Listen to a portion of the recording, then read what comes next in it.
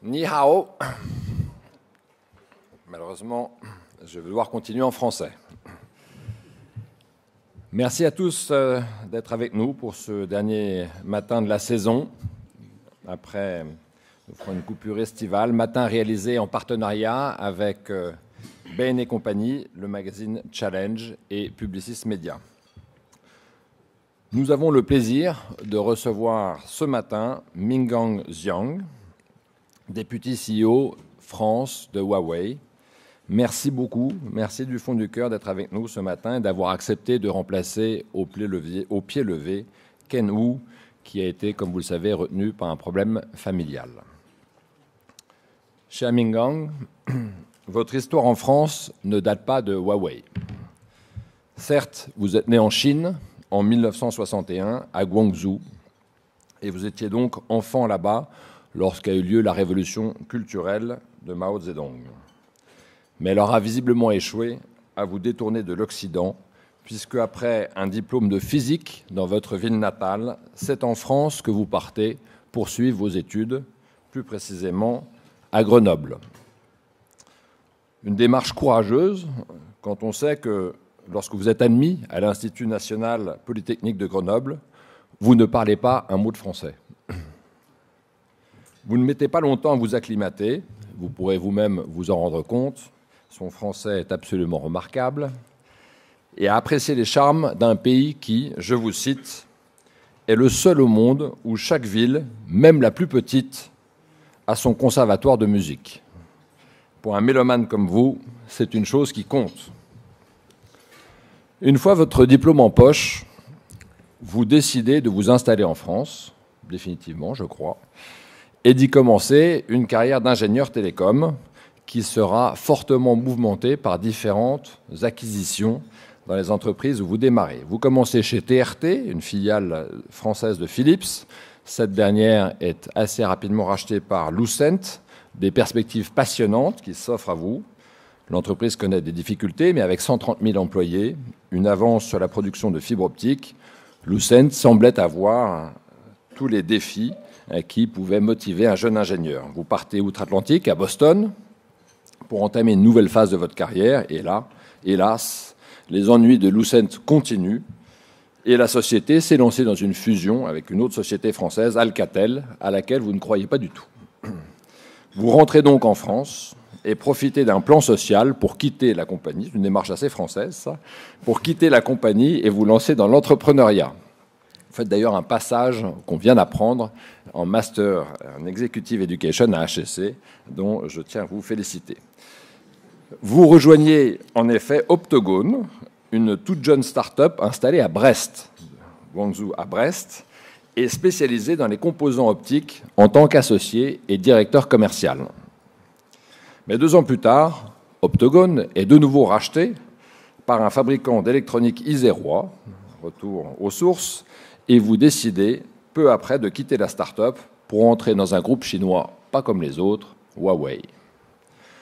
On dit souvent que Huawei a connu un développement très rapide, mais il faut bien mesurer l'ampleur du phénomène.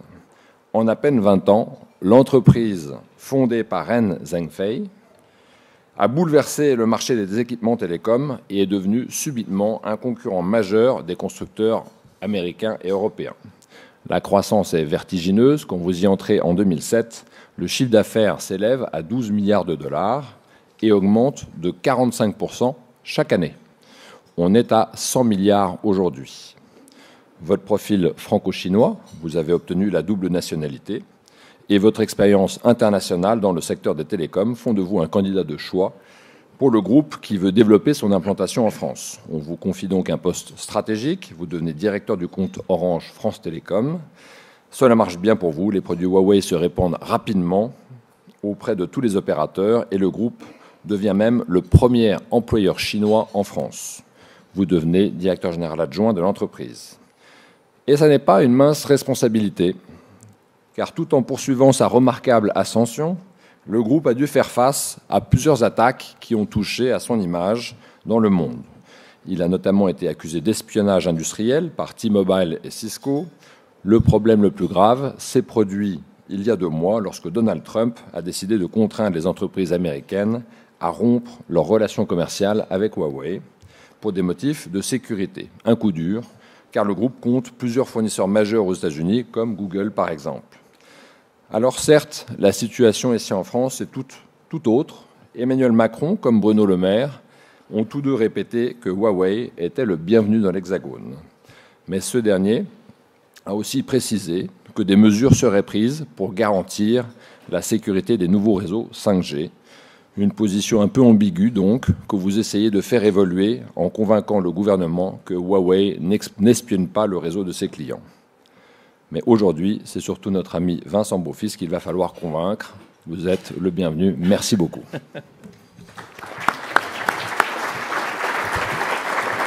Merci. Bonjour à vous tous et merci donc Mingang de passer cette heure avec nous. Et effectivement, il y a deux éléments importants qui manquent, le Big Boss et puis Challenge. Je pense que notre numéro sur les fortunes de France est déjà épuisé. En tout cas dans nos stocks, raison pour laquelle vous n'avez pas sur vos tables, mais il y en a encore chez les kiosquiers, donc vous pouvez y aller. Je vous promets que nous rétablirons le service à notre prochain petit déjeuner à la rentrée. Donc Mingang, 1 heure en compagnie ensemble, avec une innovation à la fin de ce moment-là, où Frédéric reprendra la parole pour vous poser quelques questions de management qui viennent bien de la part du président des alumni HEC. On commence, comme d'habitude, par des questions d'actualité. Et j'ai souhaité commencer plutôt effectivement par la presse internationale et avec le New York Times. 2 articles dans le New York Times m'arrêtent. Le premier, c'est dans les éditoriaux, quelque chose sur le pouvoir, the power of the Women's World Cup, cette formidable Coupe du Monde féminine qui nous a enthousiasmés. Et j'ai regardé ce matin si Huawei était parmi les sponsors. Eh bien non. Il y a d'autres grands groupes asiatiques comme Kia, Hyundai, mais il n'y a pas Huawei. Est-ce que vous regrettez de ne pas avoir accompagné cette belle aventure? Évidemment, c'est quelque chose de regrettable, mais c'est vrai que j'ai remarqué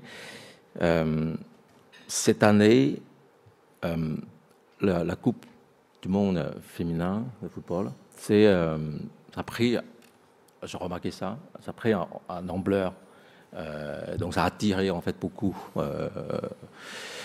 l'attention là-dessus. C'est vrai que la France, c'est un pays de football, et les Chinois aussi, et c'est pour ça aussi on a beaucoup travaillé avec dans la dernière Coupe du Monde. Et on a d'ailleurs Kiesman, en fait, Antoine Kiesman, qui est l'ambassadeur de nos messages sur les smartphones.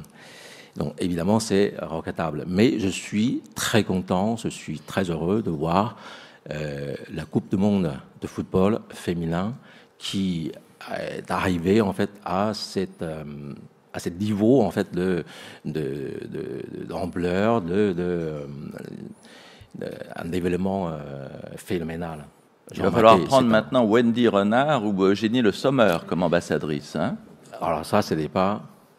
c'est parfaitement dans vos compétences. Allez-y, allez-y. Alors, deuxième sujet, un peu plus sérieux, dans la page business du New York Times, c'est à propos du président Macron, le French leader vows to make work pay, veut que le travail paie. Et ça commence avec une histoire étonnante avec le coiffeur Franck Provost, qui a quand même 500 salons de coiffure, qui dit mon principal concurrent jusqu'ici, c'est Pôle emploi, le Unemployment Office. Est-ce que vous sentez qu'effectivement, il y a un changement de mentalité important dans notre pays en matière de mesures pro-business? Je pense qu'on n'est pas le seul en fait, à ressentir le changement. Je pense que vous avez posé des questions là-dessus concernant le business en France. Je pense que c'est ça important. France, l'Allemagne, Angleterre et tous les pays européens d'une manière générale, Europe, il est vraiment important de développer le business, développer les technologies pour arriver en fait à un niveau aussi bien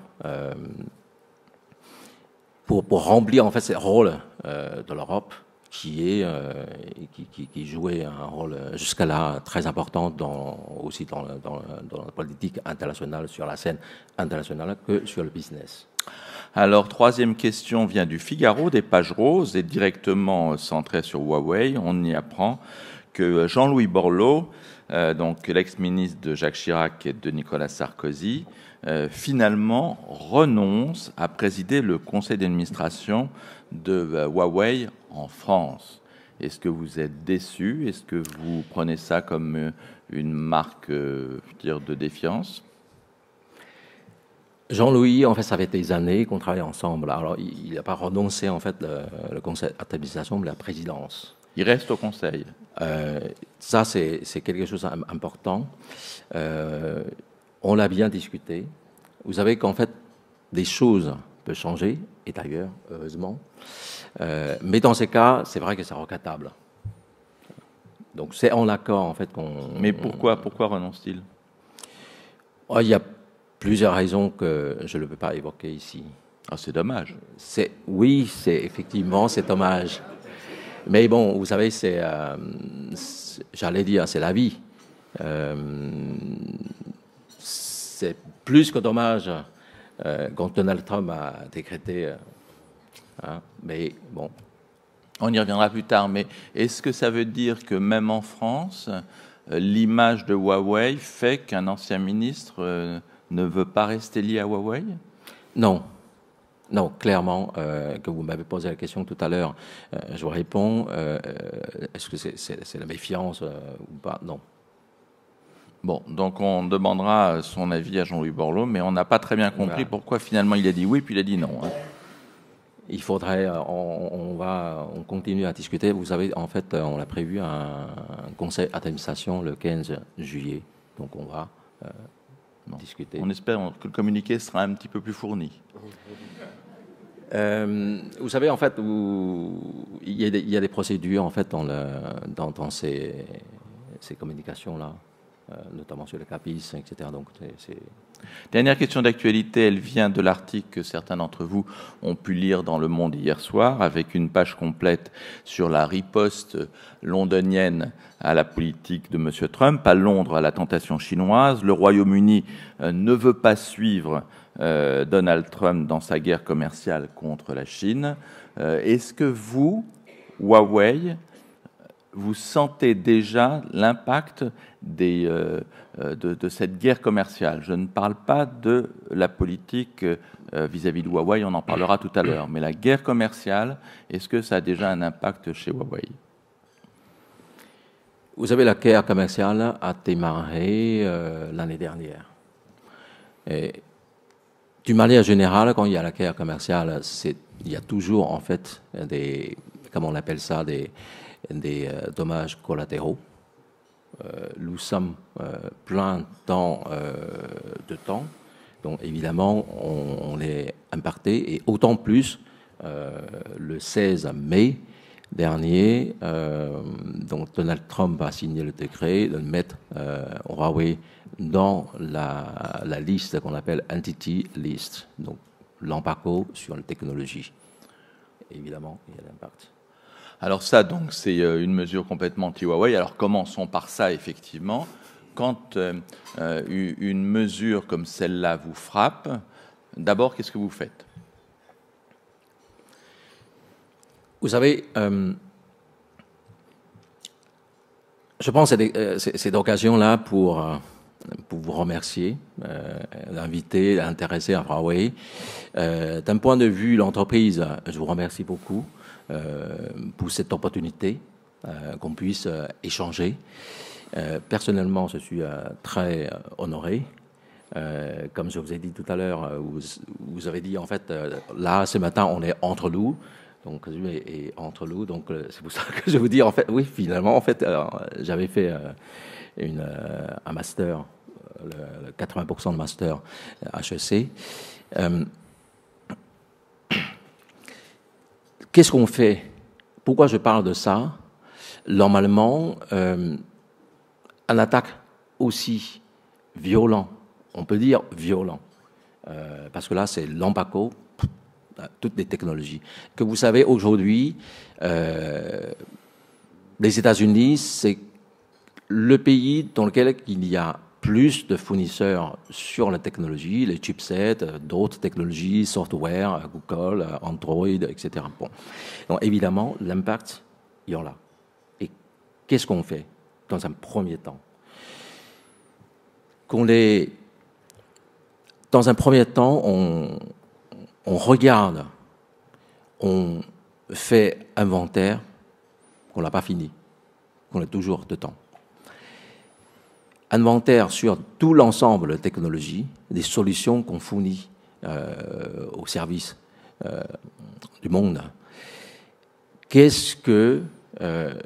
sont les impacts sur les composants, sur les logiciels, sur d'autres choses, les services, etc. Et ce que je voulais dire, si on est là, si on est toujours debout, que vous avez certainement la mémoire, dans un cas similaire des attaques américaines sur les entreprises, là, on est en train de parler en fait d'une superpuissance, première puissance économique militaire du monde qui attaque une petite entreprise. Bon, même si c'est avec 180 000 personnes, mais et 100 milliards de chiffre d'affaires. D'un côté, enfin, c'est un État, et de l'autre côté, c'est une entreprise. Et dans ces cas-là, les cas similaires auparavant, vous avez vu tout de suite. Je vous cite Alstom, je vous cite la BNP, la Société Générale, et puis plus récemment ZTE. Je suis pas en train de comparer les raisons, etc. Mais je parle tout simplement ces attaques-là, la violence, c'est dans le cas de la ZTE, c'est tout de suite par terre. Chômage technique, 80 000 personnes de l'entreprise. Aujourd'hui, on est là, on continue à travailler. On continue à travailler avec nos clients et je remercie beaucoup à nos clients qui nous font confiance. Jusqu'à là, oui, on a des impacts, mais oui, on travaille avec les clients, oui, on continue à livrer, même avec les impacts, avec certains retards, on continue à travailler avec les clients. Pourquoi?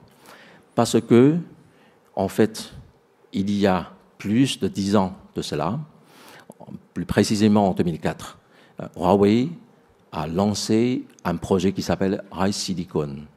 Pour ceux qui connaissent un peu en fait la technique en fait des smartphones, etc. Donc la Rice Silicon qui devient une filiale de l'entreprise Huawei. Il travaille sur le semi-conducteur, sur les chipsets, fait le design. Donc ces projets lancés en 2004, on l'a développé pas mal de technologies, des chipsets dans les différents domaines. Il y en a qu'on l'a développé, on l'a mis au point, on les a utilisés, par exemple dans le cas des smartphones, et certains aussi dans des terminaux de réseau, infrastructure. Là, on parle de la fibre optique, on parle de ADSL, etc. Bon.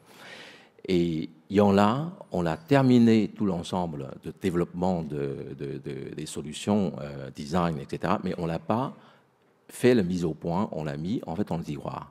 Donc ça, c'est le premier élément qu'on considère, c'est un plan P qui nous permette de continuer. C'est-à-dire que c'est de dire que de vivre sans la technologie américaine, est-ce que quand on est le numéro 2 du smartphone, on peut vivre, par exemple, sans Android? Est-ce que c'est possible? Je vous répondrai tout à l'heure parce que je pense que c'est le point que je voulais évoquer. Donc ça, c'est le premier parti en fait de ce qu'on appelle plan P aujourd'hui. D'accord. Juste une phrase. Si on a lancé en fait les solutions de ces plans P, c'est à l'origine, on l'imaginait pas en 2004. Il y aura un jour qu'on sera entré dans la liste de l'embargo en fait des Américaines, etc. Donc on l'a pas du tout imaginé ça. Simplement, c'est parce que c'est l'ADN de groupe préserver l'indépendance financière, l'indépendance technologique. Et c'est pour ça que le groupe aujourd'hui s'est procédé par 100% par ses employeurs, par ses employés, les salariés actionnaires avec le fondateur. Maintenant, on n'a pas seulement en fait développé ces semi-conducteurs, mais on l'a également en 2012. Un groupe comme Huawei, on est un peu généraliste. Donc, on travaille sur le hardware, on travaille sur le software. Et on travaille également sur les systèmes d'exploitation. Donc, on a démarré, il y a quelques années de cela, à développer un système d'exploitation. Ce système d'exploitation qui n'est pas uniquement pour les smartphones. C'est un système d'exploitation qui est, entre guillemets, universel pour les systèmes de télécommunications, que ce soit des routeurs, des stations de base, etc. Mais évidemment, ça répond aussi pour les smartphones. Donc, maintenant, je réponds à votre question. Est-ce qu'on peut vivre sans Android? Aujourd'hui, vous savez que des PC, des tablettes, les smartphones et tout ce que vous avez des objets quotidiens aujourd'hui, leur système d'exploitation, c'est américain. Google, Microsoft ou Apple, iOS. Donc, il y a tout un système d'écosystème qui est établi depuis plus de 10 ans. Donc, avec tout, milliers en fait d'applications liées à Android, etc. Donc, évidemment, cette question, dans un premier temps, la réponse c'est quand même difficile, qu'on a l'habitude, qu'on est complètement rentré dans ces systèmes-là où on peut dire on est complètement piégé dans ces situations-là. Et c'est d'ailleurs, je pense, que c'est un événement qui a réveillé pas mal de monde aujourd'hui et se pose la question si un jour, aujourd'hui c'est Huawei, mais demain, on ne le sait pas. Donc si un jour qu'on est rentré, on est rentré dans ces situations aussi, et que fait-on? Voilà. Et donc, qu'est-ce qu'il va y avoir comme technologie dans les smartphones Huawei de 2020? Alors, avant de parler de 2020, je pense qu'on va lancer cette année. Parce qu'actuellement, tout est coupé. Vous ne pouvez plus... Non, attendez. Quelle est la situation? Vous ne pouvez plus vous fournir chez les Américains? À partir de la date de signature du décret, théoriquement, on ne peut plus avoir les technologies américaines. Et tout de suite, que vous avez certainement eu l'information sur les presses, les médias, tous nos fournisseurs partenaires, ils ont déposé, en fait, demande d'autorisation pour continuer à travailler avec Huawei. On parle quand même dans cette histoire, il y a deux points que je voulais souligner, qui est très important. Le premier, c'est quand ce décret est tombé, les premiers impacts, évidemment, on pense tout de suite à Huawei. Huawei, tout d'un coup, on les poussait en fait vraiment plus haut que la scène. Mais tout de suite après, en fait, la répercussion, c'est sur nos partenaires américains. Vous avez vu en fait leur bourse. Si vous regardez en fait le dernier mois, ça c'est, enfin, il y a quand même beaucoup de hauts, des bas. Bon, pourquoi il y a des hauts? Parce qu'en fait, voilà, il y a une information qui est sortie tout de suite, 90 jours en fait annoncés de télé supplémentaires pour Huawei. À ce moment-là, tout de suite en fait des Google, Intel, Qualcomm, etc. Tout de suite, on retrouve en fait la bourse qui remonte. Mais là, on parle de l'amplitude de plus de 10%.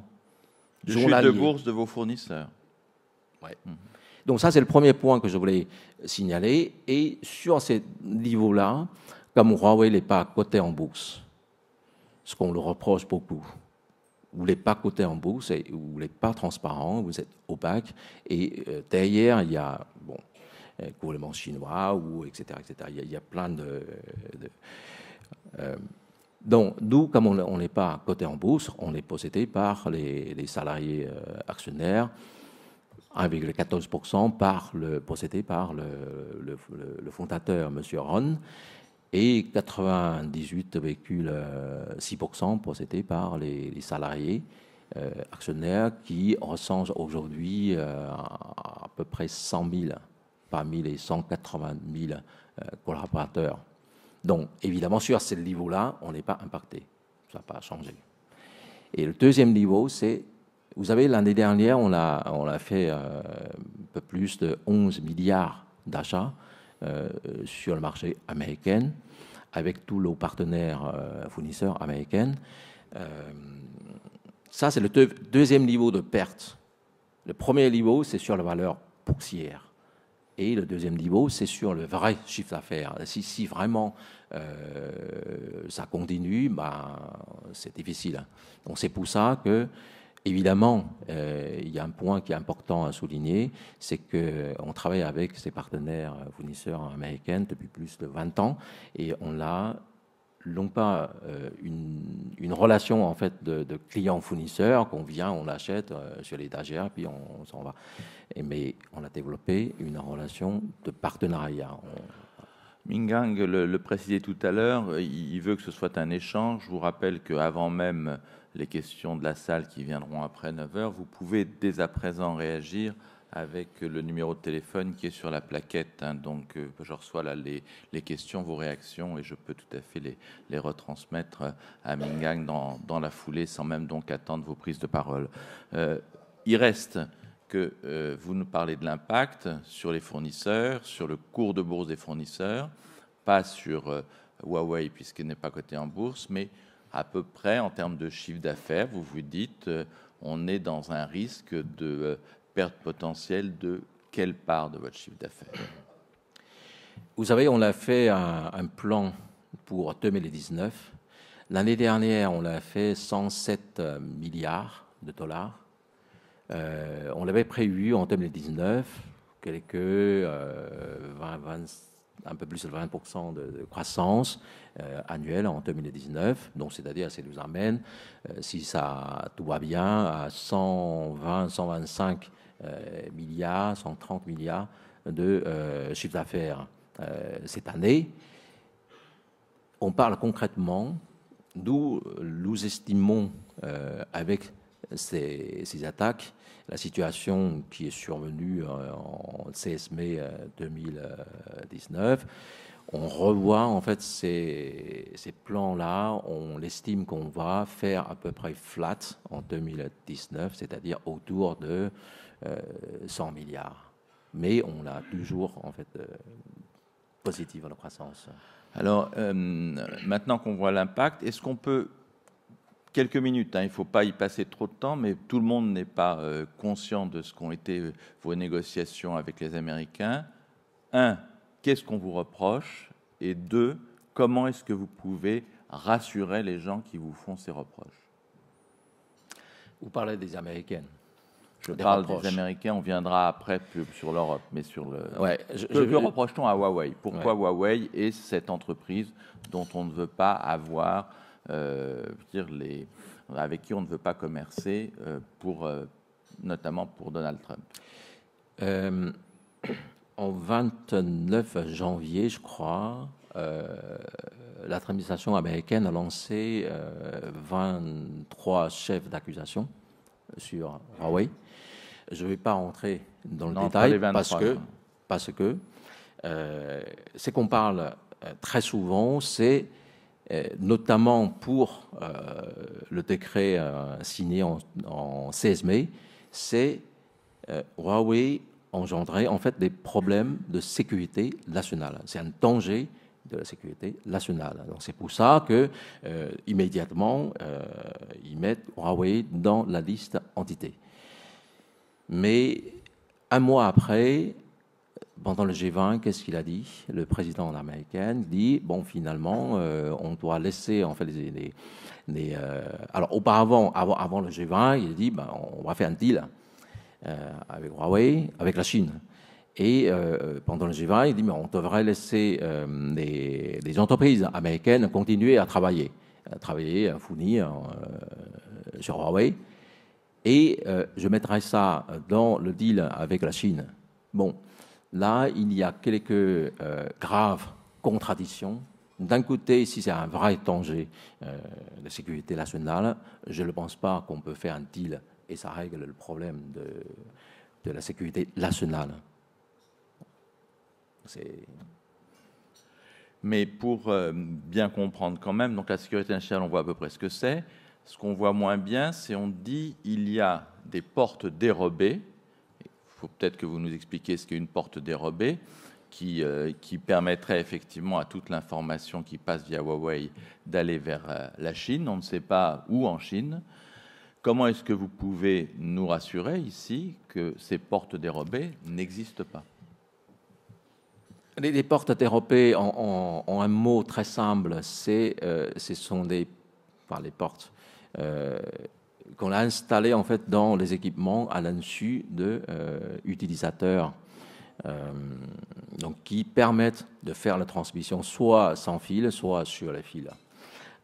Par exemple, c'est ce qui est connu, certains fournisseurs qu'on a trouvé en fait des portes dérobées, comme vous avez dit, dans les routeurs IP et qu'on les identifie et on les contrôle en fait dans les réseaux des opérateurs. Normalement, on les voit, tous ces données, tous ces trafics. On peut l'identifier. Concernant Huawei, je voulais vous donner quelques précisions là-dessus, importantes. Huawei existe depuis 31 ans et aujourd'hui on travaille avec 300 quelques opérateurs dans le monde, présents dans 170 pays. On n'a jamais eu le problème. On n'a jamais eu le problème de failles techniques. Parce que là, quand on parle en fait de comment rassurer, en fait, il y a plusieurs niveaux. Je vais développer un petit peu là. Je prends un petit peu de temps, si vous me permettez. C'est d'abord le client, l'opérateur. Ce qui est important, c'est évidemment, assurer sécurité, qualité, il n'y a pas de faille, il n'y a pas de grand faille, il n'y a pas de... D'abord, le réseau fonctionne bien. Et sécurité et la partie cybersécurité. Donc, dans ce sens-là, nous, Huawei, on n'a jamais eu de problème. Jusqu'à là. On n'a jamais eu le problème. Et on n'a jamais eu... quelconque, en fait, que je disais tout à l'heure, en fait, il y a des trafics. On peut identifier, on peut détecter des trafics s'il y a des portes dérobées. Ce n'est pas comme ça, tout d'un coup, là, de mon smartphone qui part vers Pékin et puis il y a des données qui sont... Non, vous avez connu certains smartphones qui remontent les données vers un pays, qui tracent tout ce que vous faites, tout ce que vous êtes allé, etc. Et là, ça laisse des traces. Donc ça, pareil. Tout ce qu'on fait, ça laisse des traces. Donc, premier point. Concernant rassurer, donc ça c'est le premier basique, c'est-à-dire en tant que fournisseur de technologie, il faut d'abord rassurer, il faut assurer et rassurer qu'il n'y a pas de problème. Il n'y a pas de problème de qualité.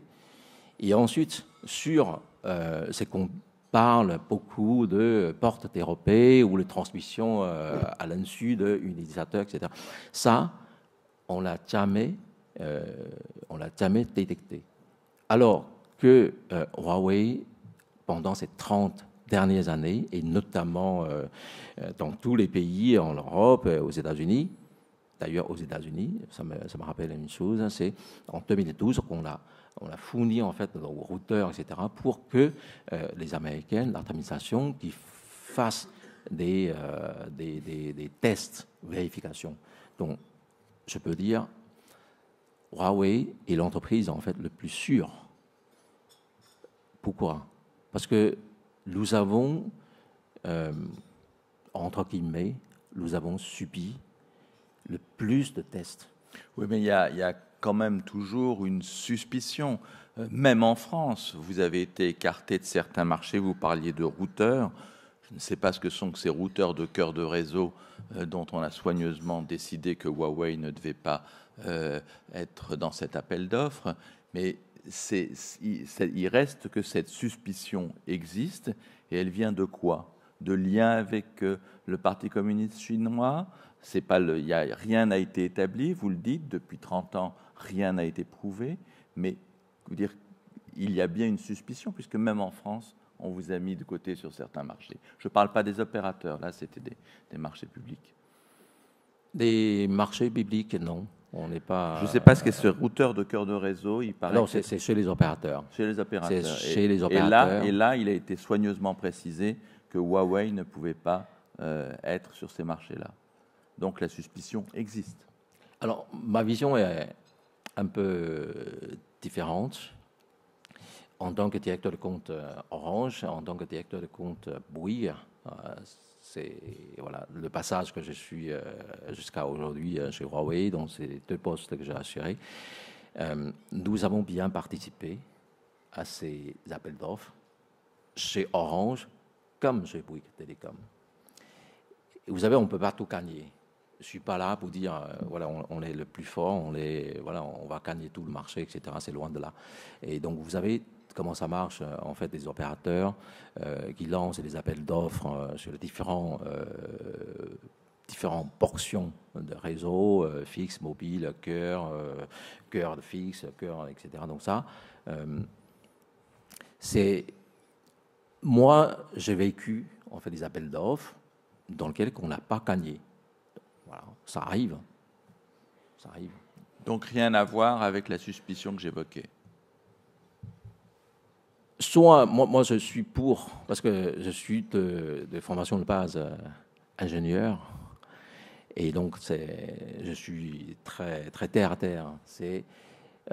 On parle des choses, vous pouvez me poser des questions, si je n'ai pas la réponse, je vous dirai je n'ai pas la réponse. Je ne vais pas fabriquer une réponse, et donc c'est ça important.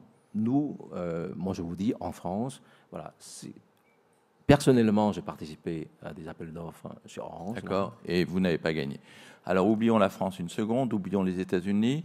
BT, en Grande-Bretagne, a décidé qu'il n'y avait plus de Huawei dans 3G, 4G, 5G. Pourquoi? En Grande-Bretagne? BT. Ah, BT. Pardon.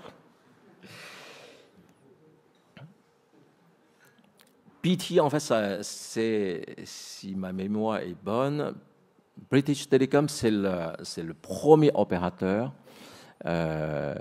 occidental, en fait, qui a commencé à travailler avec Huawei. Je ne pense pas qu'il y a... qui dit voilà, 2G, 3G, 4G, je vérifie l'information, mais ce qui est à la BT... À l'origine, de toute façon, ils n'ont pas de réseau mobile. Donc, la question ne se pose pas sur le 2G, 3G, 4G. Et 5G, bon, le 5G, vous savez que II a lancé les services commerciaux en 5G. D'ailleurs, on a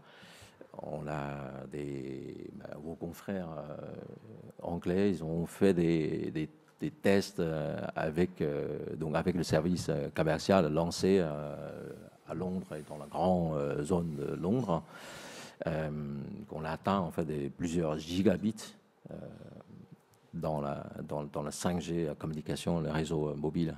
Hein. Et je ne sais plus, est-ce que c'est lancé avec H3G, donc un autre opérateur mobile. Et ils vont lancer également le service commercial en 5G. Avec Huawei. Avec Huawei. Et c'est bien la question maintenant, parce que pour voir l'autre côté de la difficulté, c'est que les opérateurs ne peuvent pas faire la 5G sans Huawei, si j'ai bien compris. C'est une question pour moi ou... C'est une question pour vous. Est-ce qu'on peut faire la 5G sans Huawei? théoriquement, on peut tout faire. Pourquoi je dis ça? Parce que si je dis oui, on ne peut pas faire la 5G sans Huawei. Bon, c'est un peu prétentieux. Justement, c'est le contraire. En fait, c'est le contraire de l'esprit de groupe. Parce que je parlais de l'ADN d'indépendance. Il y a l'autre ADN, c'est innovation. Et dans les valeurs, première valeur de l'entreprise, c'est les clients. Les clients au centre. Dans ce sens-là, on est dans la culture de Huawei, l'arrogance n'existe pas. Et je dis souvent à nos clients français, ils disent voilà, bon, une fois que vous devenez, en fait, vous rentrez, vous avez prend et vous devenez incontournable, à ce moment-là, vous allez, etc. Je dis mais non, ça n'existe pas, ces mots-là. Et la réalité, enfin, la vérité, c'est en ça. C'est-à-dire que nous, on n'a jamais comporté de telle sorte. Maintenant, sur ces questions-là, concrètement, et voyons les choses en face, l'importance de la 5G aujourd'hui. La 5G, si vous avez remarqué, c'est différent que la 4G, c'est différent que la 3G, etc. Bon, évidemment, techniquement, c'est très différent. 3 points très importants, j'évoque en une seule seconde. C'est la vitesse. Donc, on est entre quelques dizaines de mégabits dans le meilleur des cas en 4G et on est 1 gigabit, normalement, dans le pire des cas, dans 5G. Et la capacité de connectivité. Capacité de connectivité, c'est un rapport de 1000 à 1 million. 1000 connexions possibles, donc on parle de IoT, l'objet connecté. 1000 possibles sur 1 kilomètre carré en 5G, c'est 1 million. D'accord ? Et après, voilà, on parle tellement le temps de latence, donc c'est la laps de réponse, le temps de réponse. Voilà. Donc sur ça, 5G, c'est une révolution technologique. C'est une révolution, les chiffres sont incroyables. Est-ce qu'il y a urgence à faire cette révolution? Alors, c'est important. C'est pour ça que je voulais continuer là-dessus. C'est que vous posez ces questions-là et je vous dis, regardez aujourd'hui la situation, la course vers la 5G.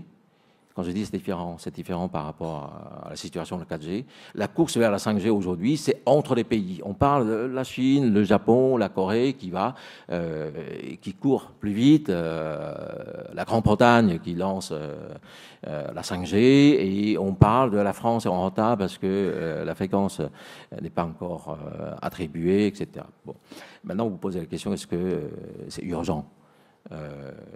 Ce que je voulais vous dire, la 5G, c'est que peut faire la 5G, ce n'est pas dans le usage quotidien pour Bluetooth, au moins dans un premier temps, ce n'est pas le cas. Je pense que le plus important, pourquoi il y a cette course entre les pays vers la 5G, c'est simplement parce que la technologie 5G permettra le développement de beaucoup d'usages. Aujourd'hui, on l'a imaginé, la télémédecine, le véhicule autonome, et ainsi de suite, les connexions, etc. Donc la Smart City, la 5G a tenu, en fait, l'objet connecté de ce domaine-là, la 5G a tenu une capacité mais énorme. Et donc, évidemment, il y a la suite. Si on travaille sur la 5G, si on prend connaissance de ce que peut apporter la technologie, à ce moment-là, on aura certainement beaucoup plus d'intuition à développer des usages et développer donc économique et développer les emplois et entrer dans un ère numérique. On parle de l'ère numérique aujourd'hui.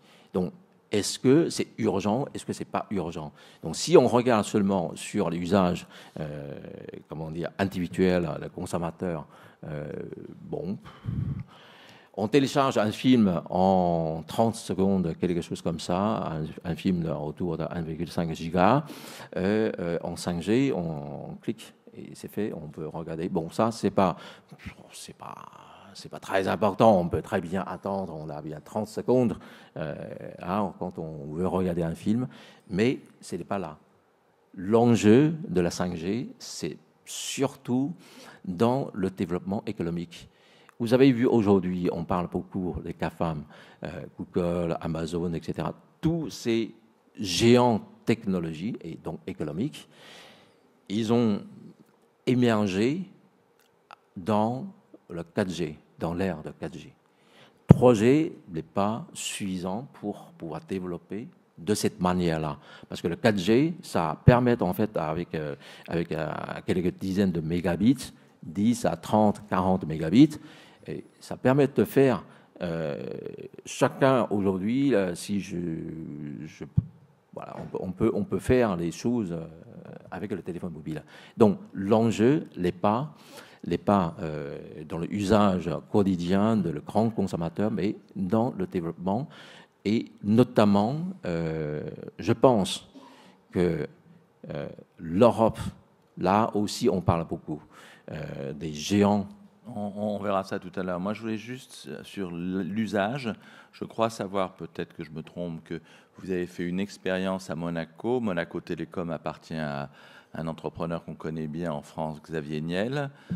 Est-ce qu'il y a là, sur les usages, des enseignements de cette expérience que vous pouvez nous faire partager ?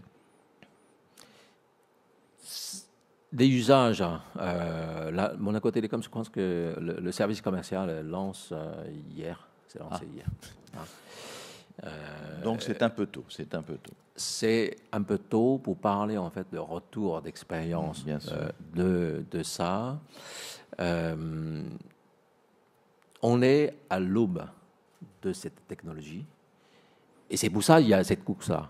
S'il y a beaucoup de pays qui ont déjà bien développé, qu'on a, voilà, chacun entre vous, il y a le symbole 5G.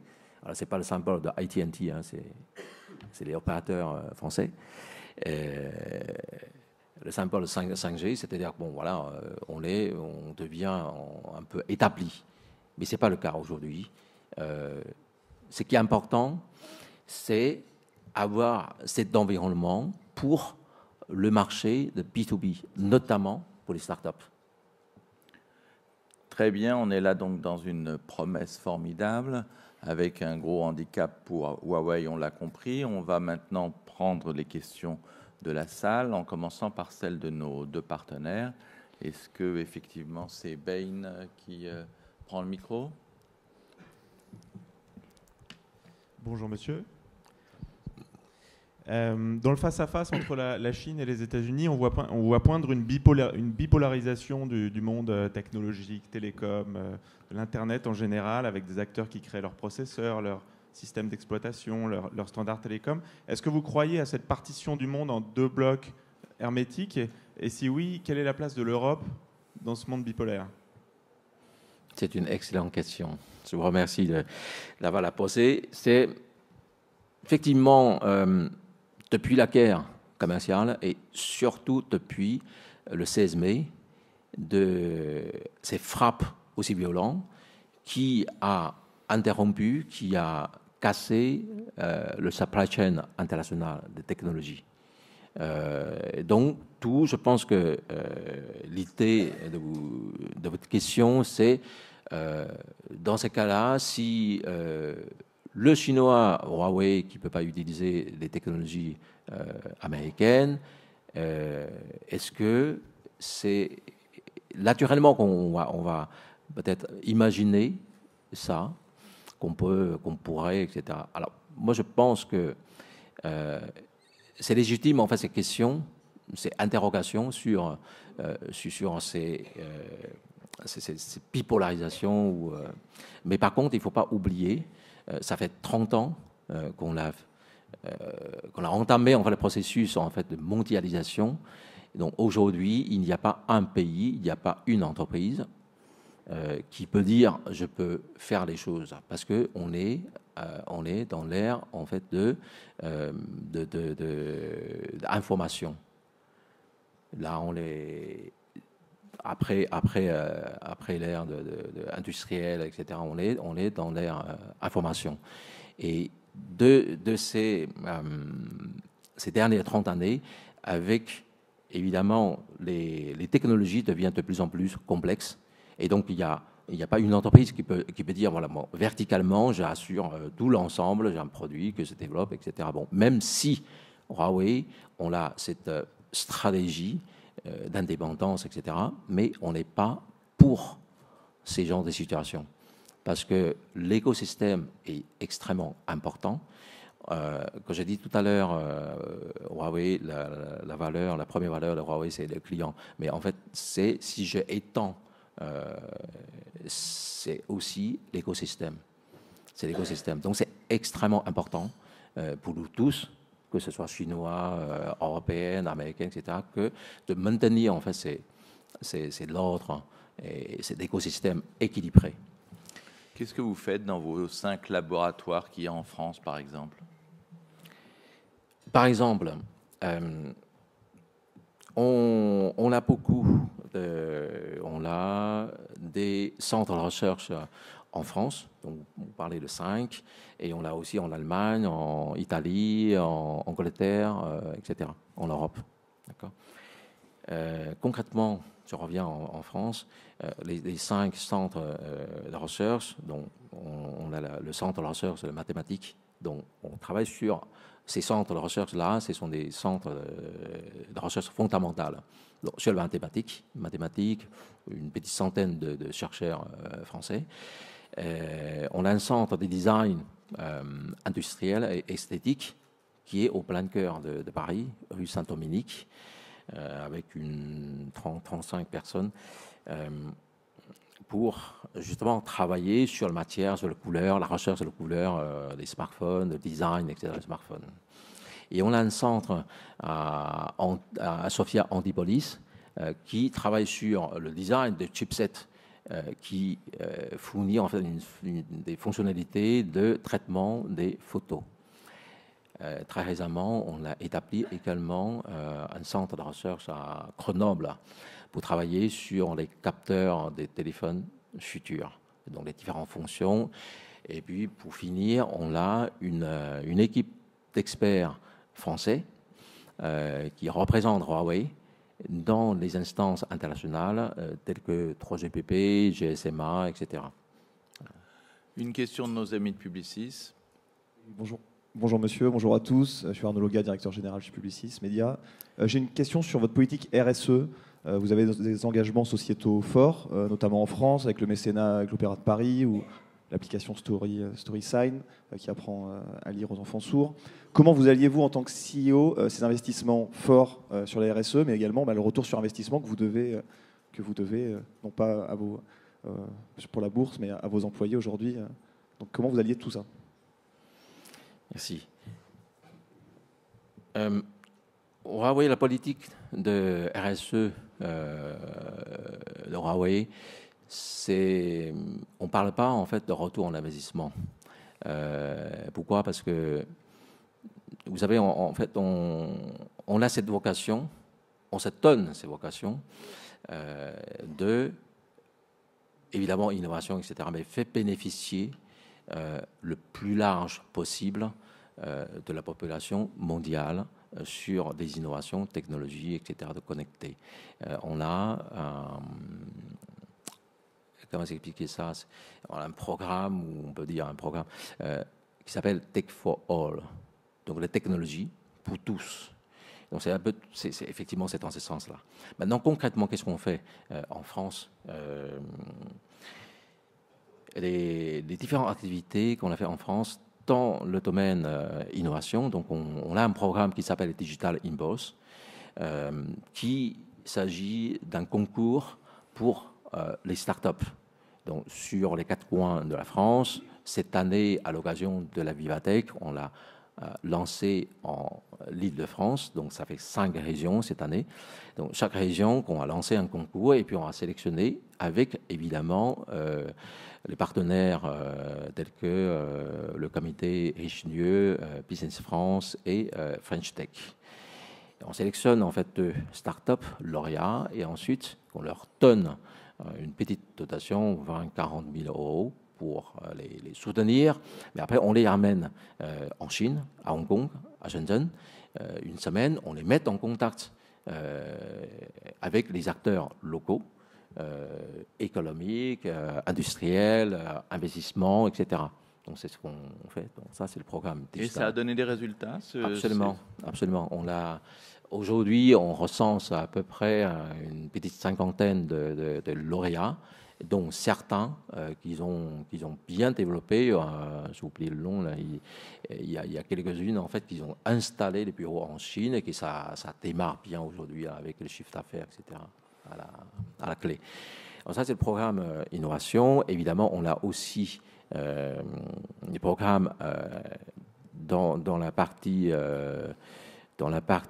pour la jeunesse, dont on a un programme qui s'appelle Talent numérique. Aujourd'hui, c'est le 8e année. On amène en fait les jeunes élèves ingénieurs en Chine et avec des élèves de Web Academy. Alors, Web Academy, je crois, c'est une association qui aide aux jeunes décrochés de la scolarité en France et qui les ramène pour suivre un an de programme pour apprendre à coder en informatique. Voilà, donc ça, on rejoint en fait ces élèves-là pour les ramener en Chine pour passer 2 semaines culturelles et technologie.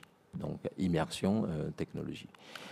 C'est également, on a encore, si vous me permettez, c'est important de souligner, on travaille avec l'Opéra national de Paris en partenariat. Nous sommes en fait le mécène fondateur sur le projet Académie digitale.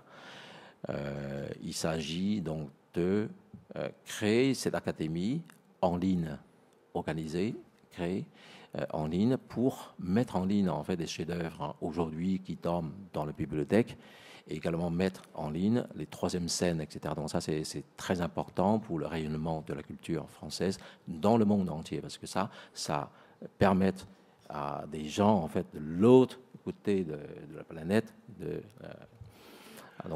Alors, y a-t-il une autre question de la salle? Le micro va arriver là, juste la table devant là. Merci. En ayant la gentillesse de bien vouloir vous présenter.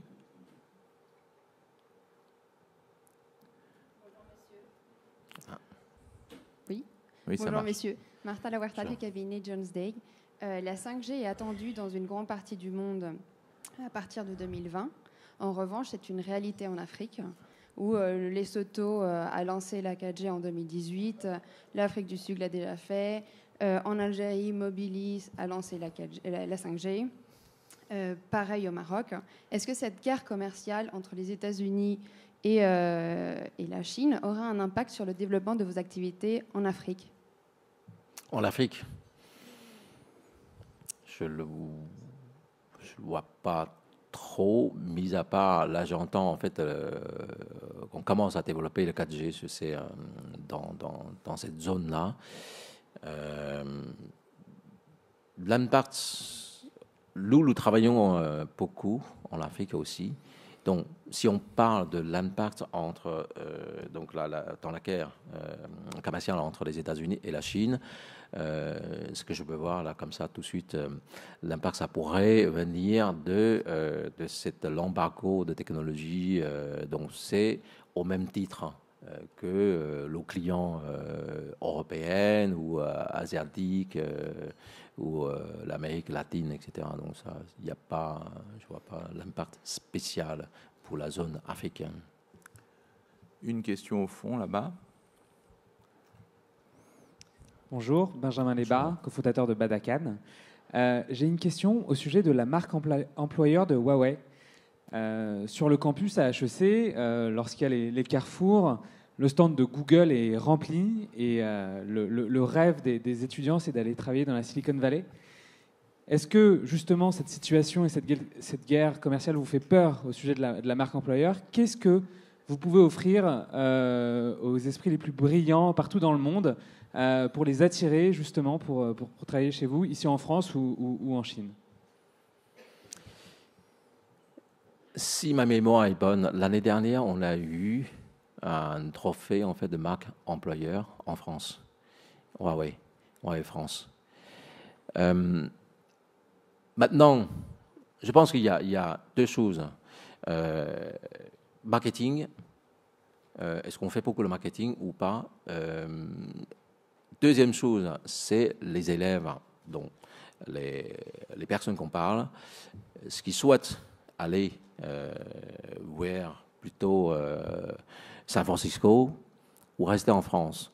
Nous avons en fait une politique, vous savez, c'est pour ça qu'on établit les centres de recherche en Europe, en France par exemple, au lieu de identifier les talents et ensuite qu'on les exporte ou expatrie en Chine, on préfère, notre politique, on préfère l'installer des centres de recherche. Pourquoi on a installé en fait le centre de recherche mathématique en France? C'est parce que la France, c'est très réputé. Voilà, les talents. Bon, au lieu d'exporter en fait ces talents-là en Chine, on les fait travailler en étroite collaboration avec les équipes en Chine et puis à Moscou, etc. Donc, à ce titre-là, je pense qu'on a évidemment encore beaucoup à faire, beaucoup à apprendre pour faire mieux, mais peut-être pas forcément faire autant. Enfin, je pense qu'on fera en fait différemment. On fera en fait la promotion de innovation, ancrage en fait en France, plutôt de parler en fait à Shenzhen, c'est une métropole 20 millions, super, il y a toutes les innovations, etc. Une autre question? Là, monsieur ici.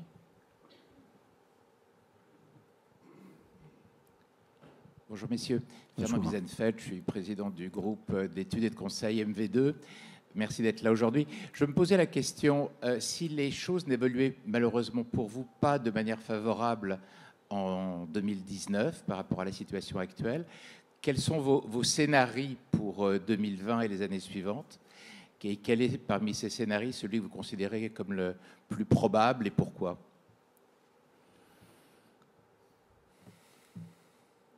Dès le premier jour de cet décret est tombé, le 16 mai, on l'a imaginé, on l'a pas imaginé jusqu'à aujourd'hui, on l'a pas imaginé avec une unité. Bon, peut-être ça va finir et puis on attend un peu. Non, dès le premier jour qu'on travaille dessus, on l'a réactivé en fait. On l'a activé davantage. Je l'ai expliqué tout à l'heure, il y a le plan P, il y a des plans P qu'on a développés, mais on l'a mis dans le tiroir, etc. C'est ce qu'on fait aujourd'hui. Tout le monde se concentre en fait sur ces parties-là. On a absolument besoin, donc dans ces cas-là, je veux dire, déjà, il y a 2 semaines de là, à Shanghai, il y a le GSMA à Shanghai. Donc on a déclaré, justement, en ces moments difficiles, on va investir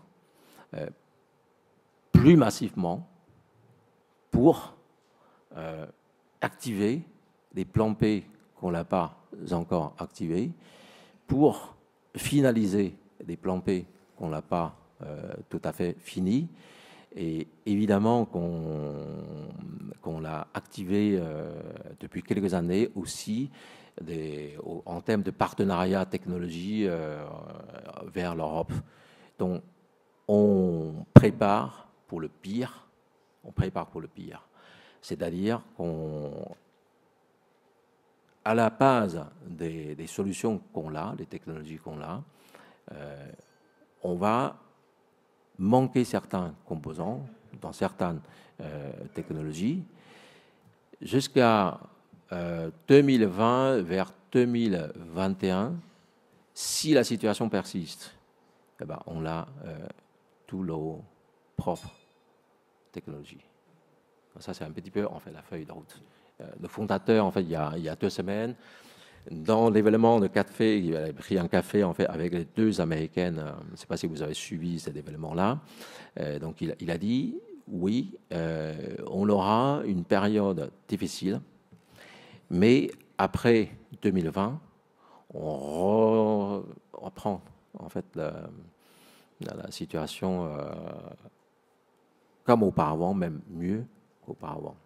Alors Mingang, vous allez inaugurer une nouvelle séquence puisqu'on a eu les questions du journaliste, les questions de la salle et on va terminer avec les questions de Frédéric, les questions du manager.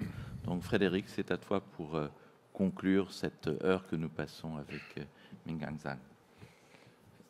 La question peut-être qui me vient à l'esprit, étant moi-même entrepreneur et présent dans 40 pays, c'est de remarquer que malgré Internet, le village mondial, Starbucks ou McDonald's partout, un Français reste un Français, un Chinois reste un Chinois, un Américain reste un Américain. Et donc c'est la question des différences culturelles. Alors vous qui êtes un peu à la croisée des 2 mondes, je veux dire question très large, comment est-ce qu'on fait quand on est une entreprise chinoise pour manager des cadres français ? Comment est-ce qu'on fait quand on est un Français pour réussir dans une entreprise chinoise? Est-ce que vous avez des anecdotes de votre passé de manager chinois en France? Effectivement, la différence culturelle, ça reste réel. Ça reste, par exemple, j'ai réfléchi à ce que j'ai une anecdote. Parce que c'est quelque chose, par exemple, un collègue français qui dit bon, ok, voilà, on a un problème, par exemple. Comment on règle ce problème-là? Et on va peut-être échanger avec le client, etc. Et dans la culture chinoise, on essaye toujours d'abord trouver la solution. Parce qu'aller communiquer avec le client en disant que en fait j'ai un problème et que j'ai etc. Donc là c'est vraiment dans la culture chinoise c'est très difficile à le faire. Déjà je trouve que Huawei, comme il y a une très très forte culture de client d'abord, client au centre, et ça pousse en fait ces frontières là vers sur ces questions précises vers le côté occidental.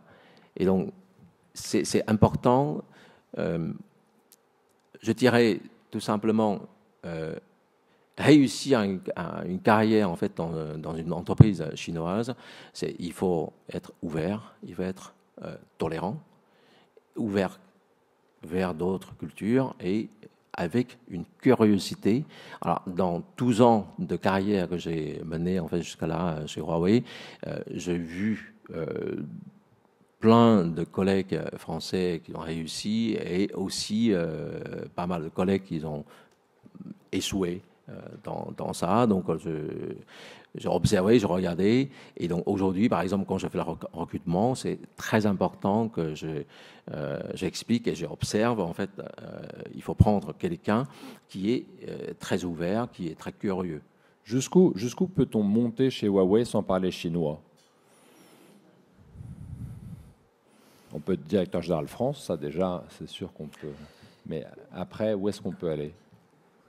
Et est-ce que, du coup, je continue, mais dans cette bataille de l'image et de la perception de l'ouverture de Huawei, quel est le plus haut niveau d'un cadre étranger? Quel est le plus haut niveau auquel un étranger exerce des responsabilités chez Huawei? Mondialement, vous avez vu John Sherfurk, c'est le Global Security Officer.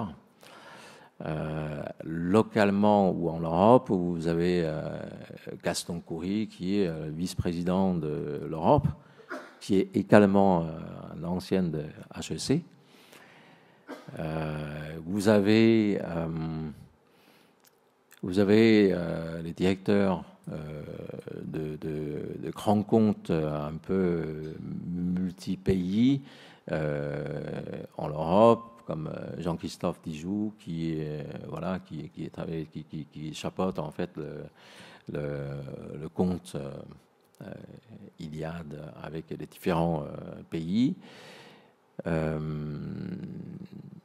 Aujourd'hui, en fait, la plupart des directeurs de compte,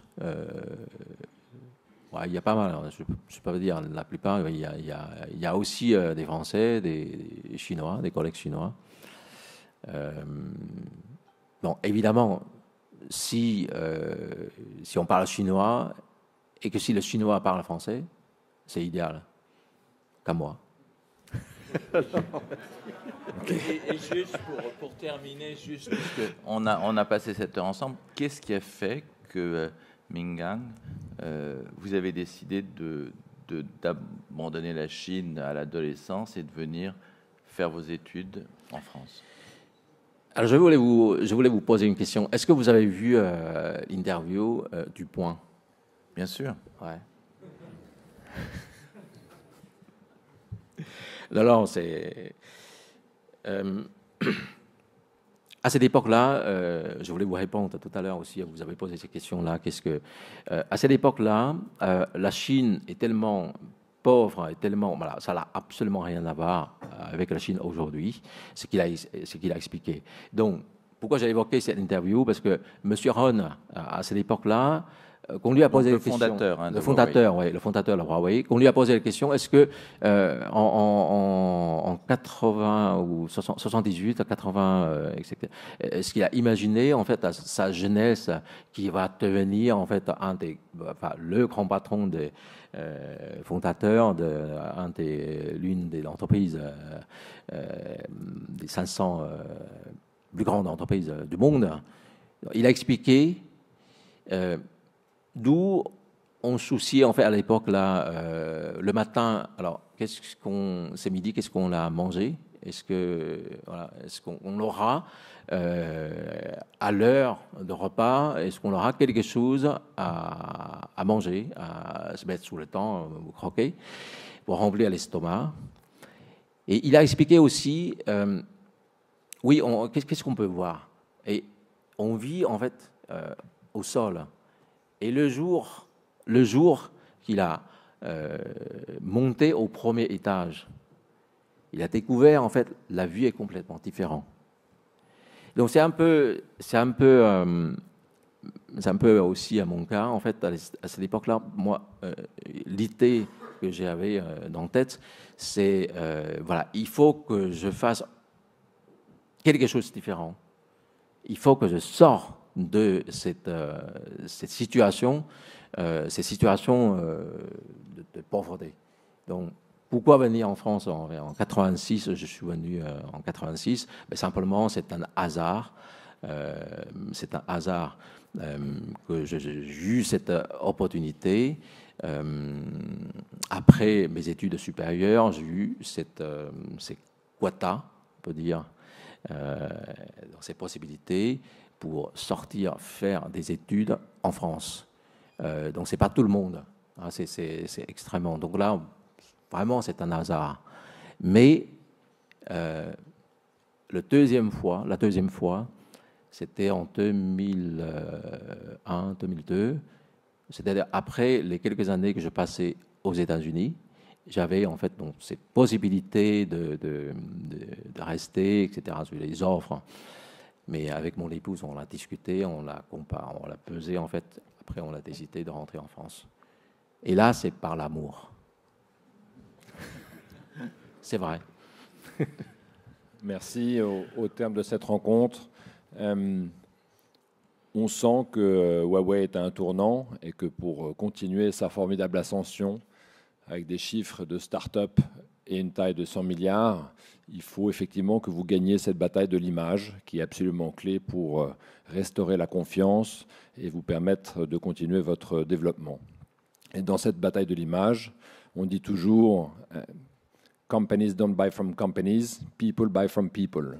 Et c'est clair que votre parcours, cette histoire franco-chinoise émouvante, surprenante parfois, est de nature à permettre de mettre un visage humain sur Huawei. Et donc, dans cet exercice pas toujours facile, vous avez été pleinement engagé et sincère. Merci beaucoup. On peut vous applaudir. Merci beaucoup. Merci beaucoup. Merci beaucoup. Je voulais dire le dernier mot. C'est important. Huawei est dans le tournant. Mais c'est important pour nous tous que l'Europe, évidemment la France, maintient et travaille pour avoir cette place, cette place en fait dans la technologie, mais aussi dans tout l'ensemble, pour établir ce triangle pour la stabilité et pour la paix du monde. Merci. Je vous remercie.